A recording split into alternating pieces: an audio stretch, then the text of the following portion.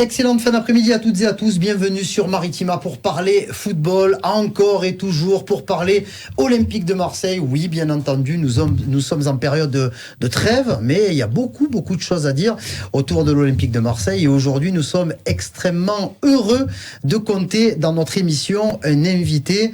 Déjà une personne qu'on aime bien parce que c'est un bon mec, mais c'est quelqu'un de très professionnel. C'est Laurent Spinozzi, dit Lolo Spinozzi, ancien joueur de l'Olympique de Marseille, ancien entraîneur des gardiens de l'Olympique de Marseille, mais pas que, parce qu'il y a eu une carrière autour. Moi, je me souviens, c'est du côté des éléphants de la Côte d'Ivoire. Les Émirats avec Guéret et l'Iran avec Marc Wilmots. Et oui, un globe-trotter du football. C'est pas Jaco qui va être déçu de la présence de Lolo sur notre plateau. Non, mais bien sûr, Lolo, c'est en plus d'être un ami, c'est quelqu'un que j'apprécie beaucoup en tant qu'homme. On se voit régulièrement chez lui au resto, donc oui, je suis très heureux de l'avoir avec nous. Lolo Spinozzi, donc avec nous dans le bar des supporters, on va parler de l'Olympique de Marseille. Déjà, avant de faire un petit peu le tour de l'actualité, je voudrais savoir un petit peu qu'est-ce que tu deviens, entre guillemets, même si j'ai ma petite idée. Bon, déjà, Jacques, il a donné petit indice parce qu'il a dit qu'il venait manger chez moi. Non, aujourd'hui, je suis responsable du paddle Pioline à la zone des Milles, où j'ai un terrain de paddle, un terrain de five et une petite restauration du midi. Et voilà, je suis seul responsable de cette petite affaire avec des amis qui sont autour de moi qui m'aident. Donc voilà, très heureux dans ma nouvelle vie et dans ce qui se passe tous les jours pour moi. Et on me dit que le paddle intéresse bien entendu les gens qui aiment les sports de raquettes, mais ça intéresse beaucoup les footeux et les anciens footeux. Oui, il y en a beaucoup qui viennent déjà jouer, des anciens, donc ça nous permet aussi ça rassemble, de nous revoir. Puis il y a Jacques là qui va aussi s'y mettre, donc c'est important. Donc c'est une annonce officielle. C'est une annonce officielle. Donc je savais que j'allais travailler 2 amis, mais déjà c'est bien. Non mais j'en ai parlé avec Jacques aussi. Je pense que c'est une bonne chose pour nous arriver à un certain âge où notre corps il a quand même encore besoin d'activité, mais il a plus trop envie de souffrir. Je pense que c'est un très très bon compromis. Quel rapport tu gardes aujourd'hui avec le football? Parce que tu es happé par d'autres sphères, d'autres centres d'intérêt, mais le football pour toi aujourd'hui c'est quoi? Le football aujourd'hui, je m'y intéresse toujours à l'actualité parce que comme je suis né là-dedans, donc tu regardes toujours un peu les infos, tu regardes un peu les émissions telles comme la vôtre, regarder quand j'ai le temps de regarder un petit peu des matchs. L'actualité de l'OM, bien sûr, m'intéresse aussi parce que là où je suis, on en parle souvent, donc je m'y intéresse pour pas aussi montrer que je suis à 10 000 lieues de tout cela. Mais j'ai la chance d'avoir un neveu qui joue en deuxième en Ligue 2, à Bastia, donc ça me permet aussi de suivre le championnat. Très bon début de saison de Bastia. Ligue 2. J'étais d'ailleurs au match de Martigues-Bastia. Donc voilà, toujours dedans, avec moins bien sûr de passion, je me levais pour ça le matin et je me couchais le soir en pensant au lendemain, à mes séances, etc. C'était vraiment mon travail à 100%. Et puis aujourd'hui, non, ça a changé, mais voilà, tout que du bon, quoi, en fait. Aujourd'hui, je le vois avec du recul, mais avec autant de plaisir. Et ton rapport avec l'OM, le stade, est-ce que tu as mis une petite distance? J'ai mis une distance parce que 30 ans dans le club, ça laisse des souvenirs magnifiques, ça laisse des amis, mais pas que. Et si tu veux, j'ai préféré prendre beaucoup de recul. Le stade, j'y suis allé pour voir Martigues-Bastia, mais j'ai mené mon petit tout parce qu'il voulait voir jouer au MPSG, donc je voulais qu'il connaisse cette ambiance, mais pas plus que ça, malgré que le stade est devenu magnifique, et l'ambiance, elle est, même quand on y était nous, j'ai eu des grosses ambiances sur certains matchs, mais là c'est quand même exceptionnel tous les matchs, quoi. Eh oui, tous les matchs sold out, guichet fermé, avec des animations, virages et pas que. Le boulot qui a été fait avec tous les progrès d'aujourd'hui, etc. Parce que vraiment, je pense qu'ils ont quand même des gens très compétents et qui ont réussi à faire de ce stade un lieu de vie et un moment très agréable à passer pour les Marseillais. C'est quand même, c'est pas donné au jour d'aujourd'hui d'aller au stade. Mais je pense que même si pour certains, quand je regarde, certaines places, c'est encore cher. Après, ça, c'est un autre débat. Mais je pense que tu en as un peu pour ton argent et c'est bien. 49 000 abonnés, hein, on le rappelle, nouveau record du Vélodrome et nouveau record tout simplement pour un sport en France. Et nous on se languit le 14 septembre à 17h avec le match entre l'Olympique de Marseille et l'OGC Nice. On sera bien entendu en direct et en intégralité sur Maritima avec mon Jaco. Jaco. Oui, mon chéri. Jordan Verretou, c'est fini, de manière officielle. Oui. On en parlait hier tranquillement. On savait, hein, c'était un secret de Polichinelle. On en a parlé, nous, en off. Il y avait une liste qui devait être déposée hier soir assez tard pour pouvoir disputer la Ligue Europa. Il fallait valider le contrat de Jordan Verretou à Lyon pour jouer la Coupe d'Europe. Ça a été fait sans aucun souci. Oui. Jordan Verretou, ça va à Lyon. Alors hier, on nous disait pourquoi Lyon? Et c'est un traître, c'est pas un traître. Je rappelle que quand même, quand les joueurs s'en vont, ils prennent les clubs en capacité de les accueillir. Je vois pas Jordan Verretou partir à Angers. Financièrement, c'était trop compliqué, donc il faut pas lui en vouloir d'être allé là-bas. Je pense que lui, il y a des choses que je me tairai, mais je pense qu'il doit progresser, faire un bilan de ce qui n'a pas été à l'Olympique de Marseille. Et je pense que ça lui servira dans le futur de vraiment faire son autocritique aussi. Il y a un joueur qui est parti, qui s'appelle Asdin Ounahi, qui a dit j'ai pas assez travaillé. C'est beau ça quand même. Il est conscient des problèmes qu'il a eu. Et j'ai pas joué, mais peut-être que je méritais de ne pas jouer. C'est quand même beau d'être honnête avec soi-même. Donc je pense que Jordan Verretou aussi. Moi le premier c'était un joueur que j'adorais, frérot, tu le sais. Je l'adorais vraiment en tant que la qualité, mais j'attendais autre chose de ce joueur-là.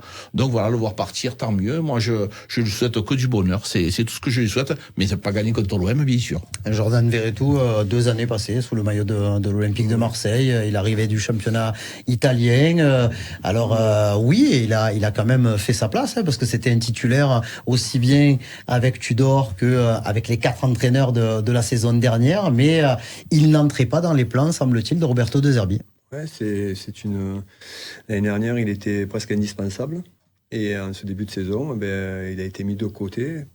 Pour des raisons, certainement surtout, je pense que si le coach l'aurait voulu dans son équipe, il l'aurait eu. Donc il ne rentrait pas dans les plans. Et après, sur les 2 années, je pense qu'il a, je ne sais pas tout, mais je pense qu'il a quand même été en équipe de France, souvent appelé par Didier Deschamps. Donc c'est que quand même... Il était avec les Bleus au Qatar. Voilà, donc c'est que quand même, l'OM l'y a apporté aussi des bonnes choses.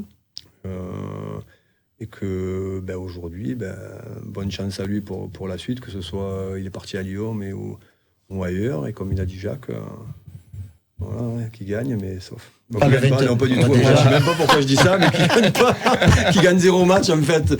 Non, mais voilà, ça me fait. Voilà, aujourd'hui, de toute façon, les joueurs y passent, on le sait très bien comme ça se passe à Marseille, les joueurs y passent.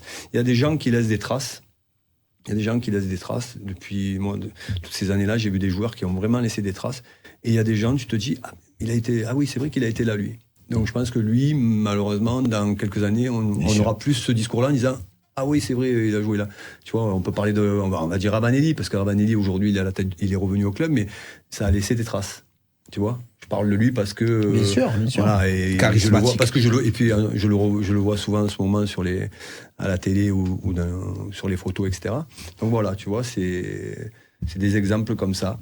Mais lui, je pense qu'il laissera pas beaucoup de souvenirs. C'est comme ça, c'est aussi son trait de caractère qui est peut-être un peu en dedans. Et à l'OM, on a besoin, je pense, de gens qui ont forte personnalité. Qui ont des plus fortes personnalités, ouais. Pour moi, c'est indispensable. Tu me tends la perche, là. S'il y avait, dans ta carrière marseillaise, un nom à ressortir sur quelqu'un qui t'a marqué à l'Olympique de Marseille, quel serait-il, même si j'ai ma petite idée? Non. Alors, je vais te dire, non, je pense pas que tu penses à lui. Parce que en fait, le mec qui m'a j'en ai plein. Il y en a plein. Hein. Tu peux sortir. Mais vraiment, moi, le mec qui m'a marqué au club, c'est Marcel Dib. Quand je suis arrivé, parce que c'était mon idole d'enfance, parce que c'était mon voisin sa maman était voisine avec ma grand-mère, donc nous on le voyait, et de faire ce qu'il a fait. Parce qu'on oublie, on a des belles époques, les minots, dans les années 80. Bien sûr. Alors là, les plus jeunes, ils vont dire de quoi ils parlent, ils vont aller sur Internet, il faut qu'ils regardent, c'est très important.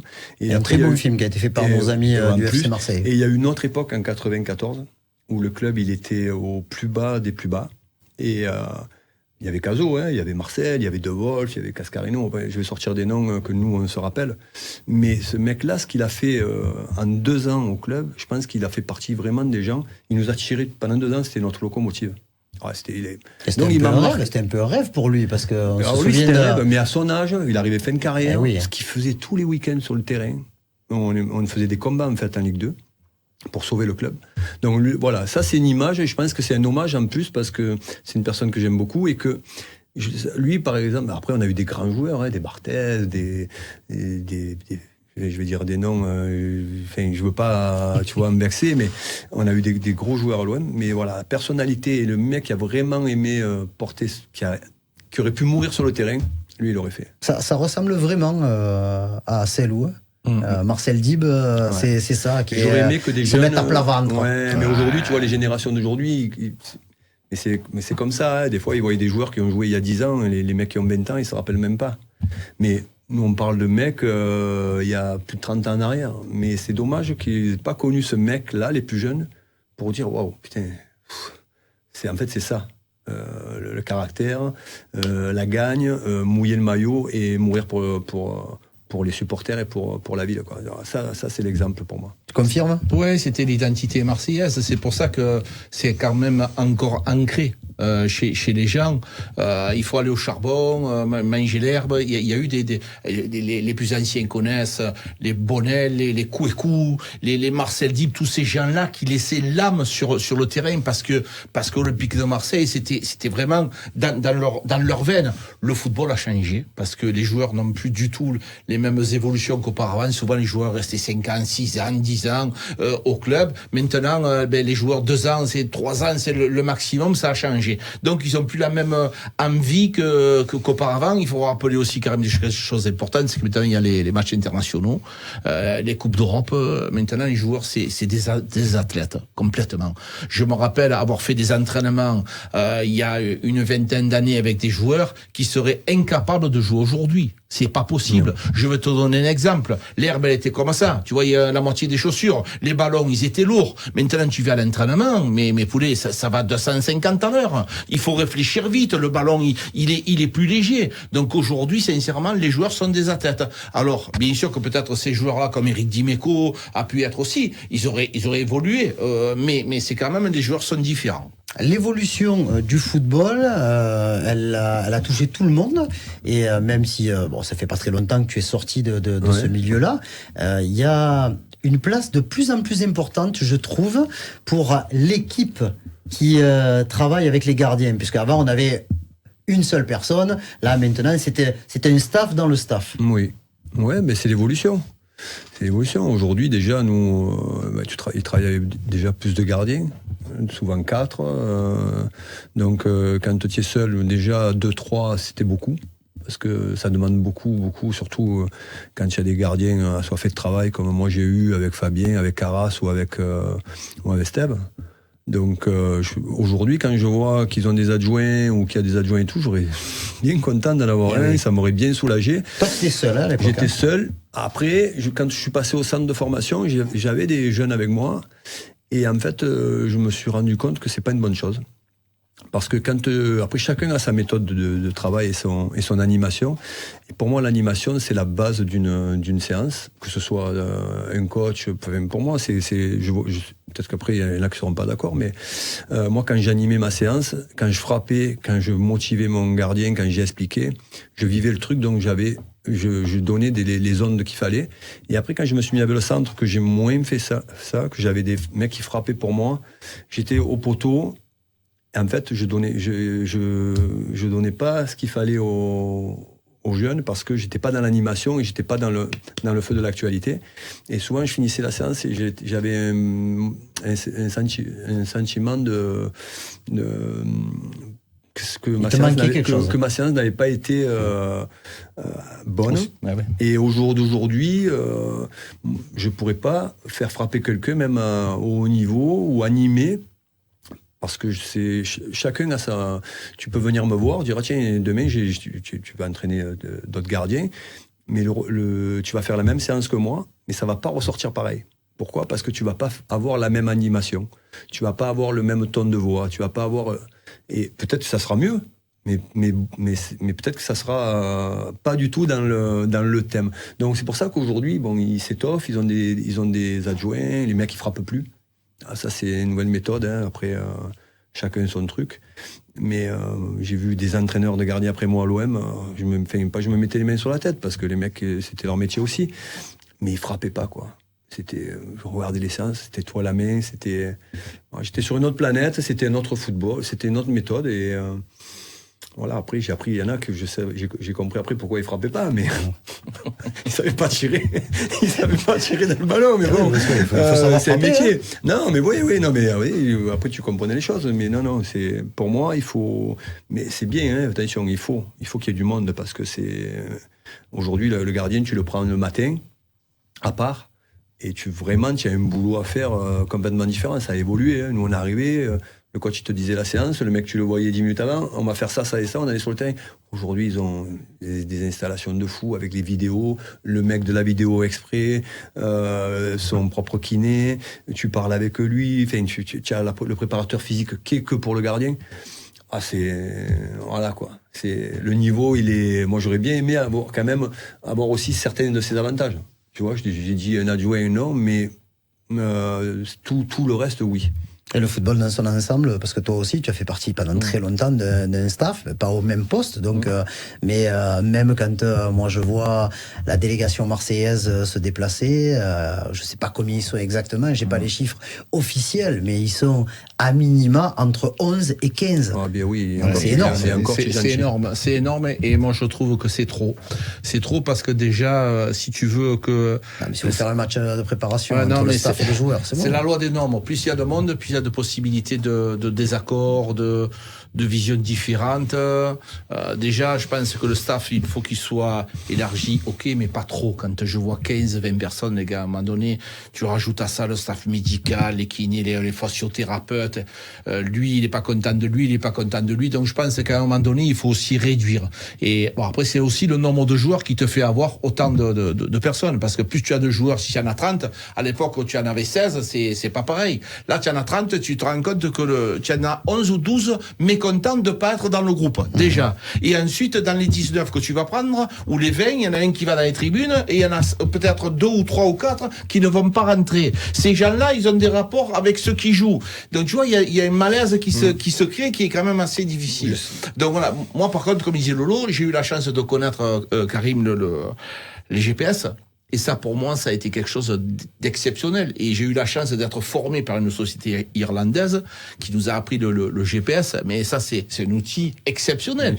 Toi que tu es passionné du football, mais tu baves. Parce que le gars, il t'explique ce qu'il a fait le joueur, ce qu'il aurait pu faire, où il s'est positionné. C'est un truc de dingue. Donc voilà, c'est vrai que c'est du bonheur aussi d'avoir de la modernité dans le football. On parle de l'Olympique de Marseille, de cette saison 2024-2025, plus précisément du secteur des gardiens de but. Tout a été changé, même si Ruben Blanco est encore au club, mais il a été opéré d'une cheville et il ne sera pas de retour avant la fin de l'année. Mais bon, on comprend bien que il n'a pas un avenir immédiat à l'Olympique de Marseille. Simon a été prêté à Nîmes en national, ça va lui donner la possibilité de jouer déjà. Il joue déjà. Oui, bien sûr. Mais ça, c'est une très bonne chose. Ah oui. Il a fallu du temps. Mais c'est une très très bonne chose. Trop de temps. Alors, trop de temps. C'est bizarre parce que c'est quand même le 3e gardien camerounais dans pas mal de compétitions internationales. Non, mais justement, c'est ce qui est anormal. Normalement, il doit jouer. Mais trop de temps. Mais après, c'est vrai qu'il est venu très très jeune dans le groupe pro. Donc, 16 ans. Qu'à 16 ans, tu vas pas le prêter. Il y a personne qui va te le prendre en national ou en Ligue 2. À moins que, je sais pas, à Toulouse, le gardien, il a joué à 16 ans et demi ou à 17 ans en pro. Mais bon, après, c'est un autre truc. Mais trop de temps pour moi. Trop de temps. Il a perdu du temps, ce garçon. Et aujourd'hui, j'espère que cette année à Nîmes, ça me fait penser à Carasso quand il était parti la première fois. On l'avait prêté en Angleterre, je crois. Même si ça s'était pas très très bien passé, en deuxième ça y division, avait fait du bien. Il était revenu déjà changé. Et après son deuxième prêt à Guingamp, là, ça l'avait vraiment mis sur les rails pour faire la carrière qu'il a fait. Donc le prêt est quand même très important, de jouer c'est très important. Et je suis très content. Je l'ai dit plusieurs fois, parce que je l'ai connu et que je l'ai eu en préfaux. Simon. Donc je le connais depuis petit, donc je me suis permis de parler de lui parce que je le connais, sinon j'aurais pas donné mon avis aussi ouvertement. Mais je pense que c'est très très bien. Et une nouvelle paire de gardiens étrangers aussi, avec le numéro 1, ouais. L'international argentin Geronimo Rulli, ouais. Plus de 30 ans déjà, une belle carrière internationale, ouais. Notamment en Europe avec la Real Sociedad, avec un bon passage à Montpellier, Villarreal avec lequel il gagne la Ligue Europa. Ouais. L'année dernière, année un peu contrastée puisqu'il a eu une blessure à l'Ajax d'Amsterdam, et là il arrive à l'OM, ouais. Et son début de saison est un peu à l'image de l'Olympique de Marseille, c'est-à-dire ça pétille, ça montre beaucoup de choses, ouais. Notamment son entrée en matière à Brest, et on n'oubliera pas bien sûr qu'il y a eu une petite bourde ouais. À Toulouse, ouais. Alors que le score était de 3-0 pour les Marseillais. Ouais.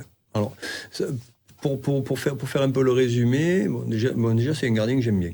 Déjà, c'est un bon point, ça. Ouais, c'est un bon point parce que je l'avais suivi à Montpellier, par curiosité, parce qu'on l'avait vu arriver là-bas. C'est une bonne chose parce que j'étais quand même étonné que Montpellier arrive à recruter un gardien de ce calibre en prêt, même s'ils ont toujours eu des bons gardiens, hein, c'est pas le souci. Et donc je l'avais découvert, très intéressant, et je l'ai suivi un petit peu, je savais qu'il était à l'Ajax l'année dernière. Et là, le fait qu'il soit venu et sur les premiers matchs, après c'est toujours pareil, moi j'étais pas quelqu'un qui était fan de Paul Lopez. Donc on en a assez parlé, pour moi c'était pas assez décisif du tout. Et aujourd'hui, quand même, déjà sur le premier match, le mec, il t'arrête des tirs, qui sont pas que sur lui, quoi. Donc il va chercher des ballons, tu sens qu'il a de l'explosivité. Sa première demi-heure est impressionnante. Voilà, c'est un gardien qui est très très bon sur sa ligne, qui a des réflexes, il a de la vivacité, c'est un gardien de but moderne. Et ensuite, on voit le dernier match où je pense qu'à 3-0, à 10 contre 11, je pense qu'il est sorti. Alors, nous, la truc qu'on a, c'est que je pense que on le voit sur une vidéo où on le voit de face arriver, mais presque en dilettante, quoi. Et au dernier moment, il s'aperçoit qu'il est court. Je pense qu'il y a de la déconcentration, parce que c'est un de ses points forts aussi, la lecture du jeu dans la profondeur. Donc, je pense qu'il est surtout sur une déconcentration, 3-0, 10 contre 11. Il était peut-être un peu déjà dans son après-match ou la tête ailleurs, ça je sais pas, il y a que lui qui pourra nous le dire, mais il est allé trop facile et ça te met à la faute parce que c'est le haut niveau, parce que voilà, comme ça, mais ça va lui servir de leçon, je suis pas inquiet, je pense que là vu que c'est une de ses qualités, je pense que les prochaines sorties hors de sa surface, il sera beaucoup plus conquérant. Et non, après c'est un mal pour un bien, il vaut mieux la faire à 3-0. Bien sûr. On est d'accord. Après, c'est sûr qu'il y a des gens, ils veulent pas prendre de but. Donc je pense que même lui, le premier, a dû être très frustré de ça. Après, je pense que le coach, même s'il n'en a pas parlé, je pense que quelqu'un qui est très pointilleux, il a dû lui rappeler. Et puis ils ont des vidéos, je pense que le positionnement du départ, il faut le voir mieux que ça. Il faut voir la défense où elle était par rapport à son positionnement aussi. Et des choses qu'ils ont dû faire aussi, parce que ça peut être aussi une erreur ou de la défense ou de lui, quoi. On n'a pas parlé, Jaco, cette semaine de Rulli, juste pour savoir, sur les 3 premiers matchs, quelle impression il te fait dans un sens général, parce que tu l'as vu 2 fois au stade contre Reims et contre Toulouse, tu l'as vu une fois à la télé lors de son récital contre Brest, mais pour l'instant, il n'a pas réussi à terminer un match sans prendre de but, mais pour l'instant, l'OM n'a pas réussi à perdre un match encore. Exactement. Il y a des gardiens qui remplissent les cages. Lolo, il va te le dire, il y a des joueurs, des gardiens qui ont ce charisme et quand tu es attaquant, tu te dis, pour lui marquer un but, ça sera difficile. Et lui, il en fait partie de ces gardiens-là. Quand tu es en face de Rulli, il est toujours bien placé, bien positionné, toujours sur ses appuis, jusqu'au dernier moment. On parle des arrêts qu'il a fait à Brest, je me rappelle l'horizontale, je parle même pas du penalty. Donc, c'est aussi le charisme. Quand tu es quand tu es attaquant et que tu vas tirer un penalty, que tu as Rulli dans les cages, crois-moi que la réflexion c'est pas la même, hein. Donc voilà, moi ce gardien-là, il me rassure. Et en plus, il rassure les défenses. Alors oui, il y a une erreur. Et là, je suis d'accord à 1000% avec Lolo. Je pense que l'erreur, elle est de se dire, bon, il y a une déconcentration obligatoire, 3-0 à 10 contre 11, ça va, il reste pas longtemps, et voilà, il a anticipé. Même à un moment donné, Valentin Rongier, il a dit, mais qu'est-ce que tu fais là? À un moment donné, tu vas aller au rond central? Tout le monde a été surpris de sa bourde, parce que c'est une bourde. Donc la prise de conscience, ça arrive à tout le monde au meilleur. Et donc, je pense que ça va lui servir de leçon. Oui, et je pense que c'est sur le rapport qualité de rapport de points pris.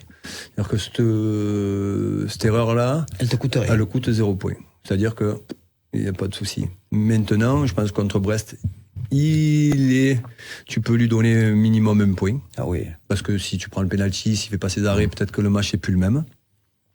Le deuxième match et le troisième match, voilà, il y a pas de. Mais pour l'instant, il est positif. C'est-à-dire il nous a déjà ramené 1 point, il n'en a pas fait perdre. Et c'était pas ce qui se passait pour moi les dernières années. Donc, et en fin de saison, on fera les comptes et j'en suis sûr qu'il sera dans le positif. Et quand le mec, il te rapporte tant de points sur une saison déjà qui t'en fait pas perdre, avec l'équipe qu'on a, le championnat comme il est, moi, je suis aujourd'hui persuadé qu'on sera en Ligue des Champions l'année prochaine. On l'espère. Non, mais moi je regarde le championnat, je vois notre effectif, je vois le gardien qu'on a recruté parce que c'était très important, c'était un manque pour moi. Il y aura une très bonne deuxième gardien aussi. Et on a une deuxième. Jeffrey Delangue. Peut-être que toi là je peux pas trop en dire plus. J'ai lu des trucs sur lui, je sais que c'est un très très beau qui est coté aux Pays-Bas, mais je pense que ce choix-là va nous amener. Si à la fin on est en Ligue des Champions, ça sera par rapport à un de ces choix-là. Et le management sera très important. Je rappelle pour ceux qui suivaient un petit peu le Brighton de De Zerbi, la saison dernière par exemple, il avait 2 gardiens, un qui avait joué 21 matchs, l'autre 17. Ouais, voilà, donc, et il y avait pas mal de rotations. Là, on a quand même l'impression, dès le départ, qu'il y a un véritable numéro 1. Après ça, je sais pas si c'est une bonne chose de faire tourner. Zerbi, certainement, c'est lui qui a raison. C'est lui le patron. C'est lui le patron et c'est lui qui a des résultats et c'est lui qui est connu et reconnu comme manager. Donc je pourrais pas dire des choses mais en tant que spécialiste et quand je connais un peu quand on est dans la tête des gardiens, le turnover il est pas souvent c'est pas souvent une bonne chose. C'est un poste particulier. Ouais, alors après les gens ils vont pas dire on n'est pas content, mais au fond d'eux ça arrange. Et au bout d'un moment là peut-être un an ça passe. Et la deuxième année ton management il est plus compliqué. Eh bien, on a déjà avancé pas mal dans cette émission, mais bon, voilà, quand t'expliques les choses, t'as juste envie de poser tes mains comme ça et d'écouter. Ça veut dire que je dis pas des bêtises, alors. Ah, quand même. Non, mais on a ce respect. Non, mais Karim, c'est que mon avis, hein. Alors, mon avis, mais c'est l'avis d'un spécialiste et d'un professionnel. Oui. Après, moi, je suis pas là pour dire que j'ai raison sur tout. Moi, ce que j'aime bien ici, c'est que tu t'exprimes et tout naturellement. Et puis, bien sûr que je dis des fois pas que des vérités, des fois je me trompe aussi. Donc voilà, ça peut arriver, mais je suis convaincu de quand même sur mes positions que je suis pas loin de la vérité. Alors quand je regarde donc dans le planning, Jaco m'a dit il faut qu'on aille manger chez Lolo. Donc on va y aller. Le deuxième truc, faut que Jaco se mette au paddle. C'était le deal. Voilà. Et la troisième fois, la troisième chose, il faudra que tu reviennes nous parler un petit peu de ballon. Mais bien sûr, moi ça m'a pris au contraire. Aujourd'hui, c'était un grand plaisir de vous rejoindre après le travail. D'ailleurs après j'y retourne, mais non, c'est un grand plaisir. Et puis on montre sa petite tête. À la télé, à la radio, c'est quand même il faut pas non plus qu'on t'oublie, même si c'est pas le but, mais c'est bien, on te voit. J'ai eu un retour par rapport à votre émission du mois de fin mai, début juin, je sais plus. Donc il y a beaucoup de gens qui m'ont parlé de l'émission. C'est très bien, on a bien aimé et tout, cette émission. Donc tu peux que revenir volontiers, tu vois, quand tu as des bons trucs. Et j'ai mon petit Paolo et ma petite Romy, mes enfants, qui regardent et disent « Papa, tu passes à la télé ». Ça, je le fais volontiers, rien que pour les voir dans leurs yeux, tu vois, ce truc-là. Là. Ben, merci beaucoup, Lolo, d'avoir été avec nous. Franchement, c'est un plaisir. Merci Jaco. Merci mes amis. Et on se retrouve demain pour une prochaine édition du Bar des supporters où on fera un petit bilan du mercato parce que là, on ne devrait plus avoir énormément de mouvements dans le sens des départs, dans le sens des arrivées. Je ne vois pas de joker arriver. On reparlera du mercato cet hiver. Donc demain, même heure, même endroit avec le retour de Steph Martins pour parler du mercato de l'Olympique de Marseille. Bonne soirée à toutes et à tous. Merci.